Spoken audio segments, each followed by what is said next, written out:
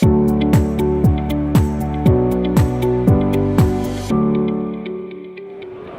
Kevin Conroy. Thanks for taking the time, Jason. Really appreciate it. Good to see you, man. So you're in a unique position. You're an American based in Portugal. I am. Yeah. And so how's that going? How's the move over there?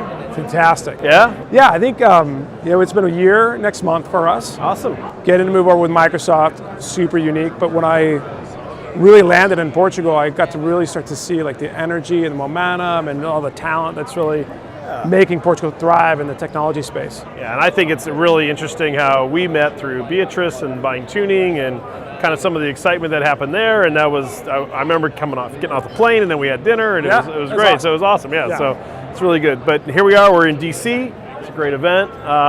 So what's the changes? What's the big things that you're seeing? I really like the message from Microsoft this week, the Microsoft 365. Yep. I don't know, what's your view? You're seeing a lot of change on the ground. Yeah, so. I mean, it's just like, it's all coming together like right now, right? So you've got product that is on these platforms, you have a lot more iteration-based approach. So like you saw this week, the whole business, Microsoft 365, right?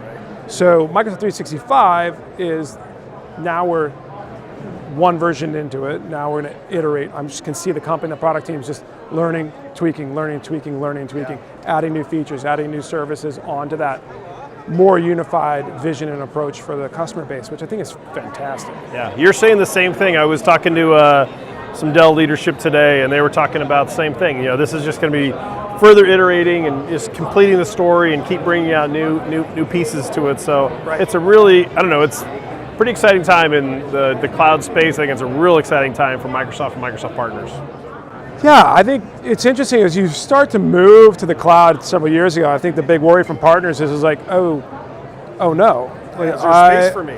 Yeah, and where's my cut going to be? Where's my expertise going to be? Like, where am I going to take the piece? And like you and I were just talking about before we started, you guys providing a great platform and product on top of SharePoint on Azure, and you guys are providing all this stuff in the cloud. Where do partners for you fit in? Yeah. And you have to tweak your entire model, but what an attractive model. Yeah, and I think to that point, while our product's very easy to work with, we still require that integration piece to happen. And so often, especially in today's reduced workforce and IT circles and at companies of all sizes, they just don't have the resources like they used to have. Right. So they're looking out to a partner to say, hey, listen, we bought the BindTuning solution, but we don't have anybody on staff that has the time or the bandwidth to kind of get into it. And to do it right. And to do it right, and we want to get that done in a hurry. And everything was, this was on my scorecard last month, and it's not done yet. And so, we require partners to come in, help us. It's usually a real nice service engagement for them. And then there's also revenue share, and that's the big piece for us. Yeah, I think you will wind up seeing the partners out there that are building solutions on top of our platforms that are either doing it themselves or using their own partner channel and are doing a long-term revenue share model. Those are the ones that are going to wind up taking off, and they're going to hit that hockey stick real soon if they haven't already. I think the other thing that's interesting right now is that we've got this complete change, obviously, in the way that Microsoft is structured out there. Absolutely. To work with companies like BindTuning. Yeah.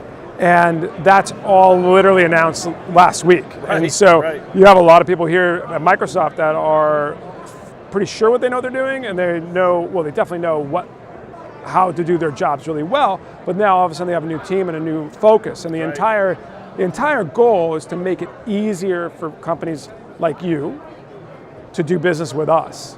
And I think that model about right people, right time, and the right resources at for the right customer is the right message.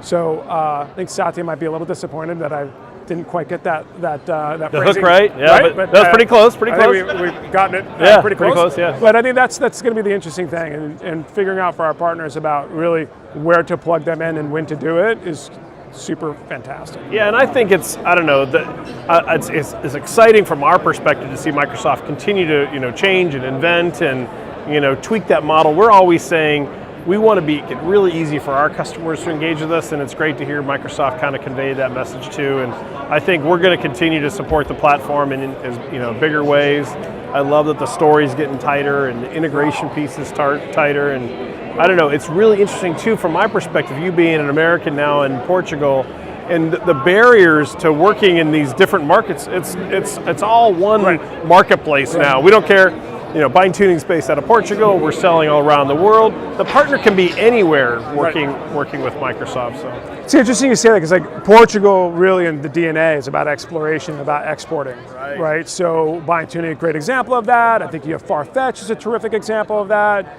You have a couple software companies like Feedzai, TalkDesk, and a few others that are really branching out. InnoWave, it comes to mind as well. These companies that are really getting out, doing more and more work outside, which is terrific, because terrific platform and solutions, great partner network, and realizing where they need to go to scale. And some of those the software companies I just mentioned aren't even on the Microsoft platform, which is totally fine, but they've started to kind of come around and saying like, oh, wait a minute, you guys really own the enterprise, and we could really use your help.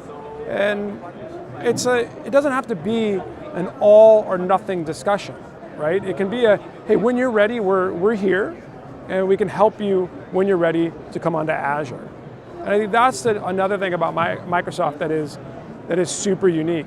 Now that I think 8 years ago, you've known Microsoft and been with Microsoft a long time. Oh yeah. It used to be you're either in the boat or you were out of the boat. Yeah, absolutely. And so, we can make the boat bigger and have different parts where people can feel a member of Microsoft and can feel like they're able to have their software. It doesn't have to be all or nothing, right? It's where are those places, what's the right part, what's the right time, what are the right resources to get in. Yeah, that's great. Yeah, it's good. Jason, thank you very much. Yeah. Really appreciate you stopping by and taking a couple minutes of this, so thank you very much for your time. Appreciate it. Thank you.